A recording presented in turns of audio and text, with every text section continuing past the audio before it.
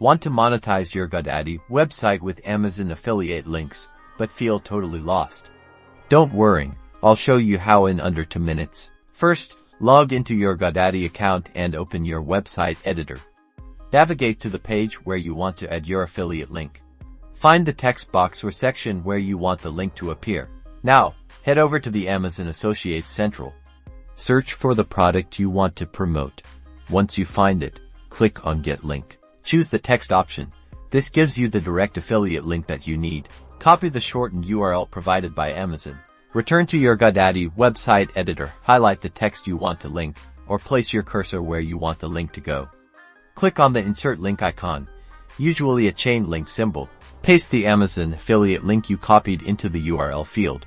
It's best practice to select the option to open the link in a new tab or window. This keeps visitors on your site longer. Then click Insert or Add Link button. That's it. Now, publish or update your Godaddy website, and your Amazon affiliate link is live.